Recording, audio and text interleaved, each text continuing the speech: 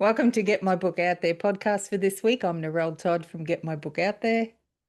Hi, I'm Essie Smith. I'm a New York Times USA Today bestselling author.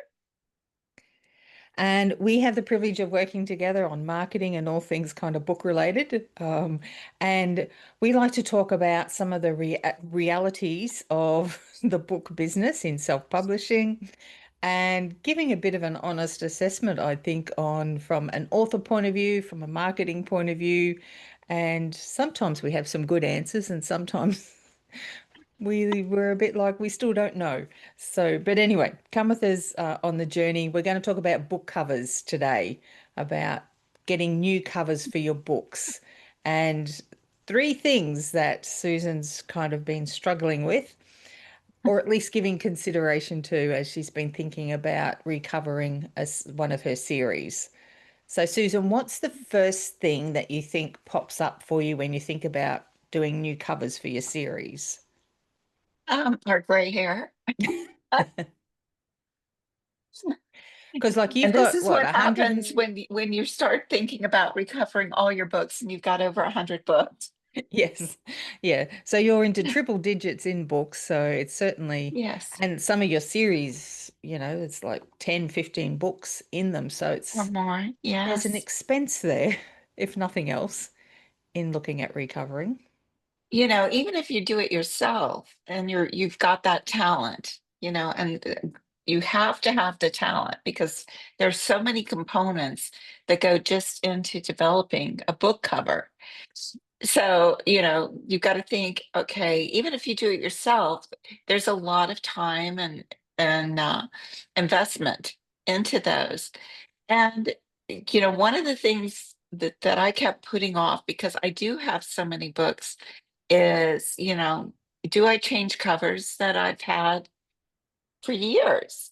And one of the things that it's like, I really love these covers, but maybe they need to be like updated. But I really love these covers. So, you go back and forth, back and forth, back and forth. And I think it's a big part is when you get to a point where you say, you know, I'll just do one series. I'll focus on one, and I pick the one where I'm not the happiest with the book covers. And I think I kind of did that with my Cosmos Gateway series.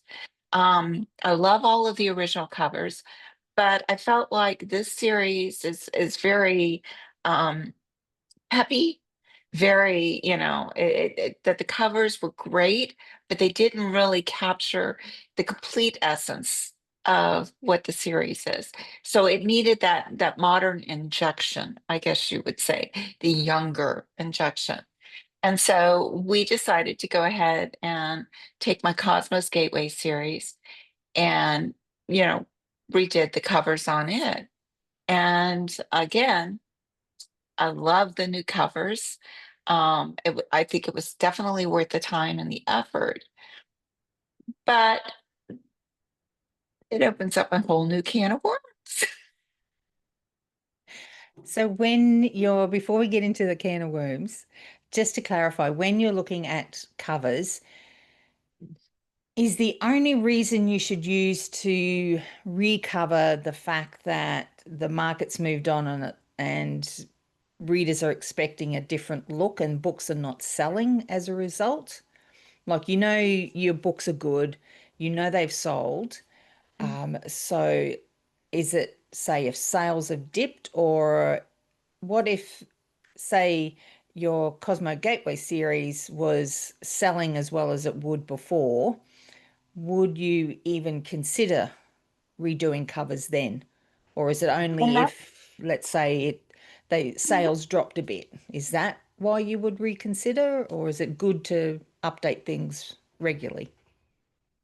well, and that's where to change or not to change comes from. You know, it could be that maybe there's a slight dip in sales, but it could just be that it's a change in reader, desire at the moment.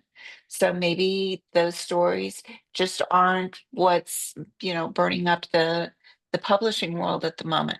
So it's like, why go through all the hassle of changing? and, to see will that boost sales or not. And I think, that's a good thing is not to change all of your book covers, because if you do that, then you don't know if that's going to affect your sales or not, or if that was the reason your sales went down or they didn't go down, so you could change them and your sales plummet.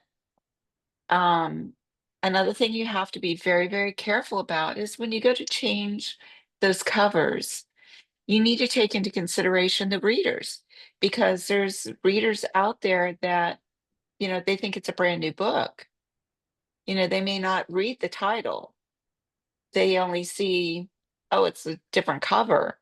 Go buy Yes. the book, and then they get all upset because they're like, oh, I already have this one. So, it's easier with the ebooks because the ebooks automatically update in the background. But with paperback, it's not. And you still have a lot of readers out there that, you know, want the paperback. And some get excited. Oh, you have a new cover, so I need to buy, you know, the books all over again because you've got a brand new cover on it. But again, it's looking at your sales. It should all be driven by marketing, not just your, coming from an author, we tend to be a little more artistic. So we're more like not thinking about the marketing part, we're thinking about the artistic part. And it's like, oh, that's a pretty cover.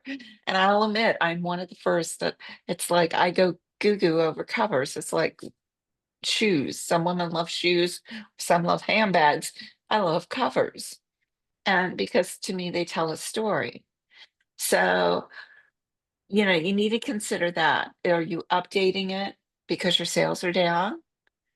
Do you think it's because the readers aren't picking it because of the cover? One of the things that I really, really loved and has stayed with me is when I first began, they didn't have all the graphic artists or the ability to get new covers the way they do now. And so I had to make my own, and they were atrocious. They were literally atrocious. And I'll admit they were atrocious because I didn't have a clue about how to do any of this or use any of the software. But you had to have a cover to upload the book. And I had a reader tell me it wasn't the cover that pulled her in, it was the content between the covers, the story between the covers. So always remember, yes, the cover may be attractive and help pull readers in, but it's what is between them that really, really matters. And there's a lot more noise out in the world today in the publishing world. And by noise, I mean there's a lot of more books. So you're fighting for that, um, to be seen. Yeah. And so, having the right cover does make a difference. So these are all things, I don't think you should just go willy-nilly and go change all your covers. Because, like I said, we're going to discuss some of the things that happen after you decide, oh, let me change them. What happens after that?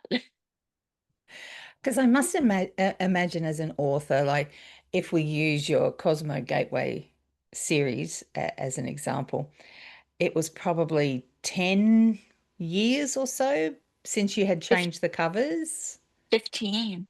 15 Yeah, years. Oh my 15 gosh. years. See, I think I would have gotten bored before then. Like, not that the covers are bad or anything, but you just kind of like, oh, I want to freshen things up.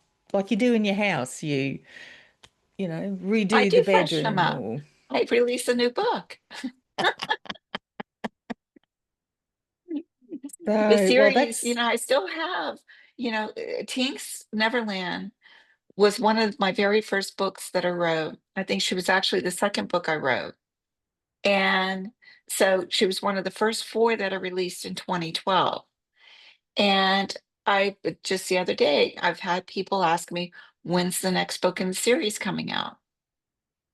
So for me, refreshing and keeping the series fresh is not so dependent on the covers as it is on releasing the new adventures that are going on in that world. yeah. And that'll keep keep the readers coming back. And you have to think of it, that's a that's a jolly good return on investment on those initial covers. You know what you paid for them. 15 years worth of sales. That's pretty good. Okay, Yes. so you've decided, let's say that you're going to change your covers. You're now opening that can of worms. Tell us what's inside the can. What do we need to think Well, about?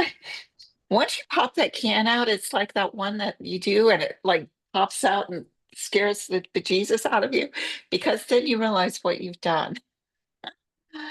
You not only have your new covers, which are like beautiful and great, and you're looking at the ebook and then you realize, oh, I've got the paperback. But then I've got this stack of paperbacks for all the books in the series that are in paperback that you can't just snap your fingers and update the covers. So, what do you do with your older books that you have, with the older covers? And so, that's just one thing you need to think of is I've got to change my ebook cover, my paperback cover, my audiobook cover. Do I have covers in foreign languages? So then you could be looking at creating multiple covers in multiple different sizes, trying to make sure everything formats when you upload it, that you don't get any error messages, that you've got to retweak this. And then you've got all of these, paperbacks that you may have ordered because, you know, you had them and you were going to take them to conventions or you sell them in your store as autograph. So you have these, back. So one of the things this is the to change or not to change. Think about this before you do. You don't want to do it and then say, "Ooh, I shouldn't have changed them," and then have to change everything back. So you could take those books, and this is what I would do, and what I have done is I take them to my conventions and I sell them as the classic series, with the classic covers. And so the readers know you better get them now because if you don't, you're not going to be able to get them again. It's a great Because idea. Yeah. so these are basically a collector's. You're not gonna see this cover anymore. Yeah. So think of that. But there's still more. You didn't just get that initial because then you got to think, okay, well, you take them all to the convention, and once you get rid of them all, you've sold them. What about all of your marketing stuff that you've had created? And you can help me go into, understand readers in the background, all of the logistics of changing all of the images on the websites, on your marketing. What about your banners that you Yeah. had created? Now you've got all of these old covers on your banners and you're at conventions and they're like looking at those and then they're looking at the books and they're like, wait. Yeah, yeah. Even things like in your book funnel, if you've created a funnel with that book as a giveaway, or if you're selling on your website, another place you have to go in. So it's the amount of time that you need to invest to go and find all the places and make all the changes has certainly grown quite a lot from that initial rush of, oh, I love my new book cover. And let me tell you what, no book cover completely disappears That's true. because I Yes. can tell you if you go on, and I don't want people to do this because it really upsets me, pirated sites still have my original book covers from Yes. back in 2012 that I created that were so bad. I So I have those kept a covers few will of always those. be somewhere out there in the world. Yes. Yeah. I've kept a few of those covers, just the pictures of them, just as a reminder of How far have how you far we've come. And come? I mean, when I think of it, I first met you through those old covers. Yes, And I think, yes. well, they obviously weren't that bad. I was intrigued enough to go, that cover's really bad, but I like the blurb. I want to read more. Yeah. And again, that's where Elizabeth, her words have kept me going through the years. Yes. Yeah. You get, and readers are so influential on authors because they're what that keeps me going day after day after day. It's their emails and, meeting them and having chats with them. And, just the little things that they say, reaching out like Elizabeth did, when she told me that it wasn't the covers, it was what was between them. And she says, that's what kept bringing me back day after day after day, searching for your books. Yes. Yeah. Yeah. And I'm like, So, anything else in that can of worms that we should bring there's up? probably a ton more stuff. Like I said, when you start unraveling it all and you start thinking about, how many different sites do you upload individually to all the different distributors? If you do, like, you've got to go back in and you've got to change all of those. You've got to change your files, because that's what uploads the image. You have to make sure all of the sizings are correct. You have to make sure it's not just ebook, but it's the paperback. And again, you have to do the blurbs and stuff, audiobooks and book funnel and all of your marketing stuff. And just think of my website Yeah. alone and the images that we create for the website. Yeah. It's like, Yeah. And then, of course, you've got your marketing messages themselves around the fact this is a new cover, not a new book. So you've got yes. that kind of management as well as saying, here's the new cover. But, it's the same book. So good And luck putting that still, there worm will back in be, that can. yes, there'll still be somebody, well, at least two or three people who will still write and say, you said it was a new book and it's not. And, you duped me. And you go, no. Yes. Yes. Yeah. So overall, recovering, is it a necessary evil? I honestly don't think so. I know that for some it would be depending on, if suddenly your cover has images that are banned, then of course it would be or get you in what I call, you know, the dungeon, Yes, so you don't want to yes, end up in the dungeon, because of your book cover. If that is the case and your sales have completely tanked, then I would say yes, go ahead, try the new covers, take a look at your blurb, take a look at your taglines, take a look at all your marketing around it. But honestly, I think even the older covers, everything is cyclical. So I think that what may have been popular here, it may kind of go down. But guess what? People started wearing the yes, clothes that we wore back in the 70s. So you're going to end up, with them becoming popular again. And if you have to, market them as, being the retro covers. You yes, know, I think it really boils down to not so much what the cover is, you can mark it with that. It's what's in between. yes, yeah, And that is what is the most important. yeah. It's what's between the covers. Because I think at the end of the day, even if you had what I would call a fugly cover, so a very ugly cover, um, you can actually use that in the marketing. So let's say you can't afford to Mhm. recover or you don't want to use AI to create covers. So you're not in a position for new covers. You could literally create a marketing campaign around the fact that you have fugly covers. Like, And why just not? think, Use it. It's not, yes, it's not a, we may see it as a weakness. Oh my gosh, I've got really bad covers. Use it, make it become a strength and actually make it part of your, your marketing campaign of like, buy this book and so that I can actually buy some new covers or, what you could have some, just so much fun, I think, with if you came at it from seeing it as a strength rather than a weakness or as or being embarrassed about it.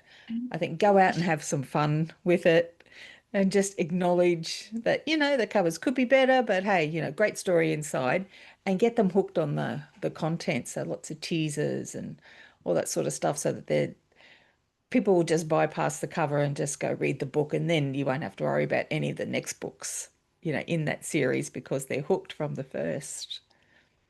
And it's funny because as everyone wants to change covers, even my Cosmos Gateway series are different from everyone else's. My new ones, Yes. are different from, what other people have. And it's because for me, the covers tells a story. Yeah. That's when I look at the cover, I want it to tell it's an actual part of my story. So when I'm creating them, every single one I have a lot of input on. And it's like every single cover is based on me and my images for what's inside the story. So if you get somebody that's creating these covers and they don't have a clue what your story is about, but they just say, "Well, this is the standard for every book in this genre." Well, then you put your new cover up there and it looks the same as everyone else's. What's going to make it stand out? You keep your fugly cover and you're going to have all of those covers except for yours, which is like a spotlight on it.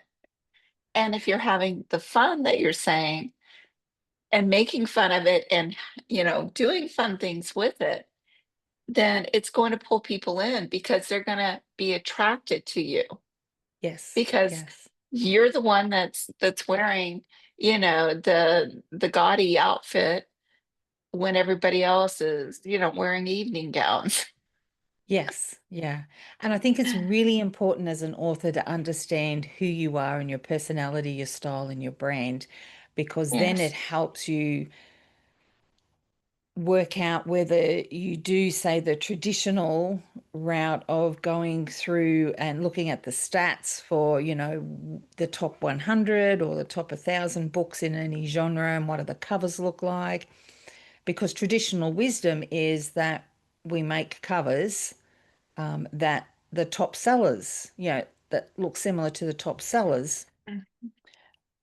But I think what that can actually do, it depends on who you are as an author. That can work for you, but I think it can also work against Mhm. you if that's not actually who you are. Or yeah, I just think you need to be wise there in what you do. Maybe if you're breaking into a genre, you would want to have covers similar to what the top sellers have.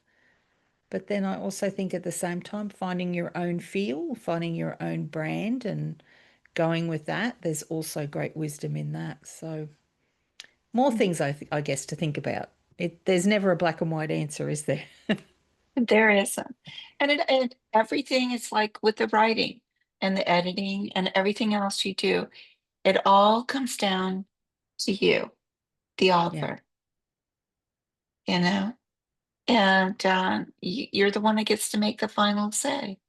Yes, yes. And It's your honestly, I business. still love all of my covers. So I really love my new Cosmic Gateway covers. I'm definitely going to be keeping those, but it was one of those series that I wasn't sure how well it was going to do. And it's still a lot better. Tink's cover is still much better than the original.